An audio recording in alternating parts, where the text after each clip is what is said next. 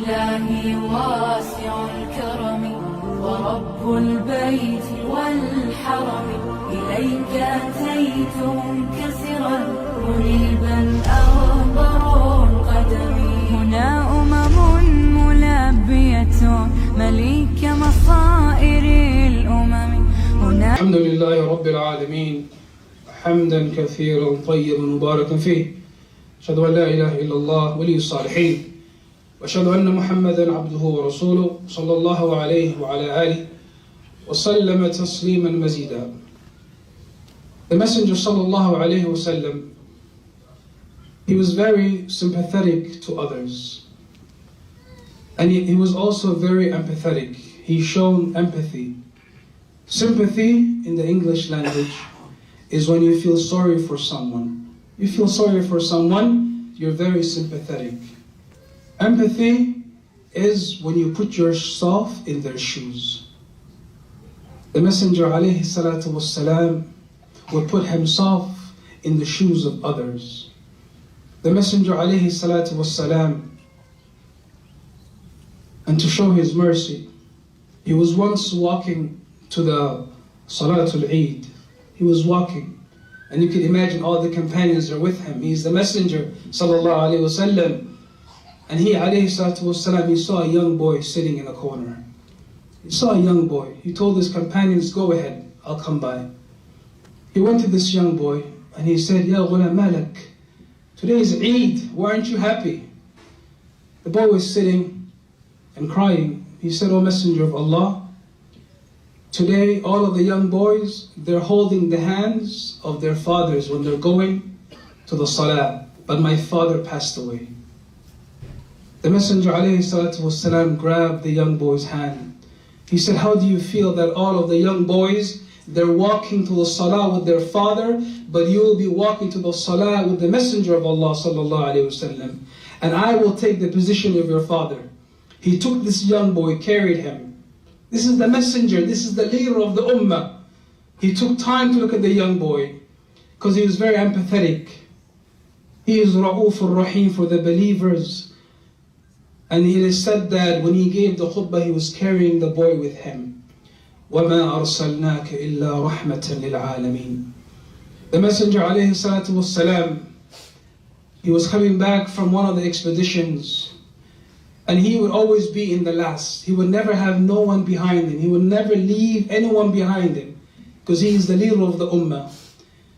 So him coming back to Medina, and all of the families, they're waiting for their parents, for their fathers to arrive. When a young boy saw him, the young boy started to cry. He started to cry because he acknowledged and he realized that his father passed away, because no one else comes behind the Messenger sallallahu alaihi wasallam. The Messenger, what is the first thing he did? He ran to the boy, came off his camel, he ran to the boy, and he gave him a hug and he cried with him. He said, why are you crying? He said, did my father pass away? He said, yes, your father became a shaheed. But he said, I will take the position of your father. وَمَا أَرْسَلْنَاكَ إِلَّا رَحْمَةً لِلْعَالَمِينَ. The Messenger ﷺ, his wife Aisha radiallahu anha, when he came back from the battle of Uhud, the Messenger, he was very exhausted. He felt a lot of pain, because during that day his uncle died, Hamza, and other companions that were very close to him died in the battle of Uhud. So Aisha, she said to him, was the day of Uhud the most difficult day in your life? And he said, no. The most difficult day of my life was when I was in Mecca. I was in Mecca, and the Quraysh rejected me in Mecca. And I wanted to visit the tribe that was in Yathrib, that was in the neighboring city. I wanted to visit the people in the neighboring city. I wanted to visit the people of Ta'if. He went to go visit Ta'if, and Ta'if is very close to Mecca. And he walked during a hot day, and he felt very ambitious that the people of Ta'if, they would accept Islam, since the people of Mecca rejected Islam. He went to them And he said to them, I am the messenger of Allah. Allah sent me with La ilaha illallah. I am the messenger of Allah. And they rejected him. They rejected him and they made fun of him. And they said that Allah not choose anyone else besides you. Why did Allah choose you? And they sent all of the young boys and girls to pick up stones and throw at him. So he left the city. And he was very scared in that time. Then Jibreel came down and he said, Oh Messenger of Allah, Allah sent with me the angel of the mountains. And the angel of the mountains said to him, O Messenger of Allah, I am the angel of the mountains. If you allow me, I will destroy the city, because the city is between two mountains. And the messenger said, no, perhaps their children will become Muslim. And if you go to the city right now, all the inhabitants are Muslim. وَمَا أَرْسَلْنَاكَ إِلَّا رَحْمَةً لِلْعَالَمِينَ. The rahmah that the Messenger ﷺ showed was not only limited to the Muslims and the non-Muslims, but he also had rahmah for the animals. Today we see all of these programs for animal rights. The Messenger ﷺ explained to us animal rights. He once saw a camel, and the camel spoke to the Messenger ﷺ. And the camel complained to the Messenger ﷺ how the owner does not give the camel enough water, and how the owner overburdens the camel. Then the Messenger ﷺ said, who is the owner of this camel? And one of the companions came and said, I am the owner of the camel. So the Messenger ﷺ said, I want to buy this camel off you. How much would you charge me for this camel? And the companion said, O Messenger of Allah, I would give you the camel. There's no need for me to charge you any price for the camel, but this is the only source of business for myself and my family. Then he said, this camel spoke to me, and the camel told me that you do not give it its right. You do not give it water, but you overburden the camel. Have rahmah towards the animal. وَمَا أَرْسَلْنَاكَ إِلَّا رَحْمَةً لِلْعَالَمِينَ. The Messenger ﷺ, he was the embodiment of rahmah. How about us? He ﷺ loved his ummah to the extent that he would pray at night. He would pray at night asking Allah to forgive me and you. He would pray at night. And when he read the ayah in Surah Al-Ma'idah, إِن تُعَذِّبُهُمْ فَإِنَّهُمْ عِبَادُكَ. If you punish them, O Allah, they are your slaves.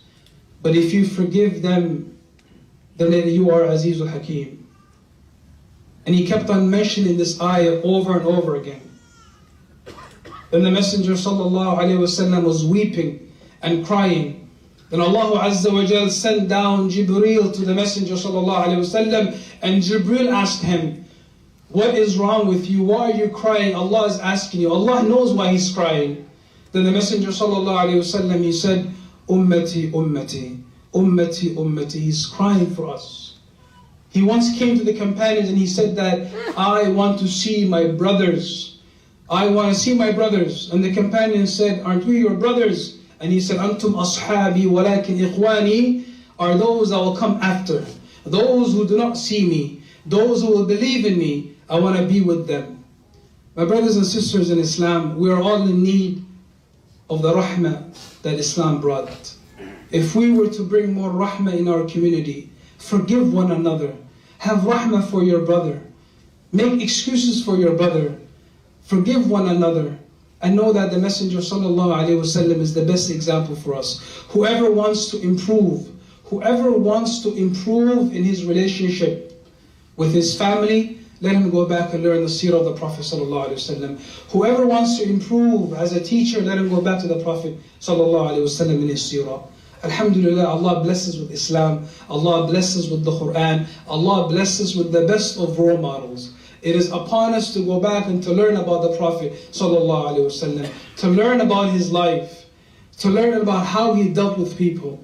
وَإِنَّكَ لَعَلَىٰ خُلُقٍ عَظِيمٍ. He is upon mannerism that are very exalted. And he was known for his manners. Anas ibn Malik, who was the one who used to care for the Prophet ﷺ, when he was asked, how is the messenger? He said, كَانَ رَسُولُ اللَّهِ صَلَّى اللَّهُ عَلَيْهِ وَسَلَّمْ أَحْسَنِ النَّاسِ خُلُقًا. He is the best of people in manners. The more you are you show etiquette and manners, the more you will see that your family and your livelihood will be better.